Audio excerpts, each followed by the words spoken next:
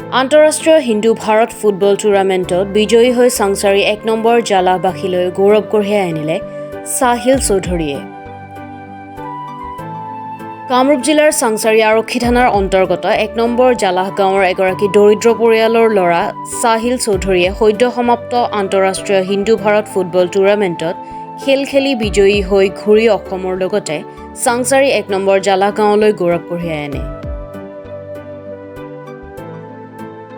দৰিদ্ৰ পৰিয়াল ফকৰুদ্দিন আহমেদৰ পুত্ৰ সাহিলৰ এই সফলতাই গাঁওবাসীৰ মাজত আনন্দৰ জোৱাৰ আনে। ৪খন দেশৰ মাজত অনুষ্ঠিত হৈছিল ১৯ অনূৰ্ধ্ব আন্তঃৰাষ্ট্ৰীয় ফুটবল টুৰ্ণামেণ্ট। অসমৰ পৰা ২জন খেলুৱৈয়ে সুযোগ লাভ কৰিছিল ভাৰত দলৰ হৈ। আজি স্থানীয় গাঁওবাসীৰ লগতে ১ নম্বৰ জালাহৰ বিশিষ্ট সমাজকৰ্মী মফিজ আলী ডাঙৰীয়াই খেলুৱৈগৰাকীক সম্বৰ্ধনা জনায়।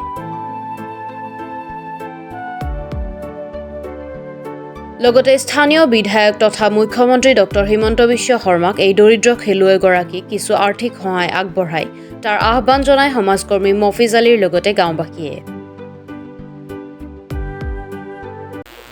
হয়, আজি আমাৰ সাহিল হুছেইনে আমাৰ অসমৰে নহয়, আমাৰ গাঁৱৰ কাৰণে আমি গৌৰৱ কৰিবলৈ আনিবলৈ তেখেতে সক্ষম হৈছে। আজি আমি গৌৰৱান্বিত আৰু তেখেতে আণ্ডাৰ লীগত যিটি সুনাম কাঢ়িছে, গাঁওবাসী আমি উৎফুল্লিত হৈছোঁ আৰু চাংচাৰী আমাৰ জলাবাসী ৰাইজ খুবেই আমি উৎসাহিত হৈছোঁ যাতে আগন্তুক দিনত আৰু আগবাঢ়ি যাব পাৰে।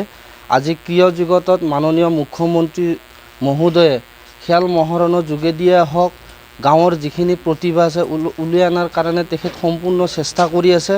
আমি অনুৰোধ কৰোঁ এজন জালুকবাৰী সমষ্টিৰ বাসিন্দা হৈ আছে আৰু মাননীয় মুখ্যমন্ত্ৰী আমাৰ জালুকবাৰী সমষ্টিৰ সন্মানীয় বিধায়ক তেখেতকো আমি সাহিলক দৃষ্টিগোচৰ কৰিবলৈ আমি অনুৰোধ কৰিছোঁ আৰু আমি গাঁওবাসীয়ে যিমান পাৰোঁ তেখেতক সহায় কৰি যাম।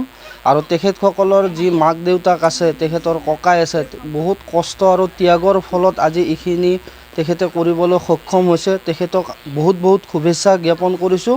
অনাগত দিনত যাতে আৰু আগবাঢ়ি যায়, আমিও যিমানখিনি পাৰোঁ সিমানখিনি সহায় কৰিম আৰু আমাৰ জালুকবাৰী সমষ্টিৰ মাননীয় বিধায়ক মহোদয়কো আমি দৃষ্টিগোচৰ কৰিবলৈ আমি তেখেতকো আমি গৈ পেলাই তেখেতক আমি অনুৰোধ কৰিম। ইয়াত অকল এইবাৰ আমাৰ মাননীয় মুখ্যমন্ত্ৰী মহোদয়ে খেল মহাৰণত গাঁৱত যিখিনি প্ৰতিভা আছে অকল আমাৰ চাংচাৰী জলাহতে নহয়, অসমৰ বিভিন্ন ঠাইত খেল মহাৰণৰ যোগেদি অসমৰ প্ৰতিভাখিনি ওলাই অনাৰ চেষ্টা কৰিছে আৰু আমি ভাবোঁ হিমা দাসৰ দৰে যাতে আৰু আগবাঢ়ি যাওক, আমাৰ অসমৰ নাম হওক, ভাৰতবৰ্ষৰ নাম হওক।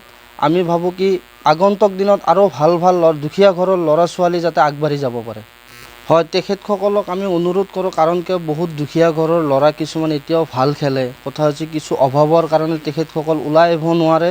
তেখেতসকলক আমি অনুৰোধ কৰি আমি যিমান পাৰোঁ, আজি আমাৰ ইয়াত মাৰ্জিয়া স্পৰ্ট ক্লাব আছে, গেলেক্সি স্পৰ্ট ক্লাব আছে আৰু বিভিন্ন ধৰণৰ ক্ৰিকেট খেল প্ৰতিযোগিতাও হৈ থাকে। আমি তেখেতসকলক আকৌ বিনামূলীয়া প্ৰশিক্ষণ দিবৰ কাৰণে আমি চেষ্টা কৰিম।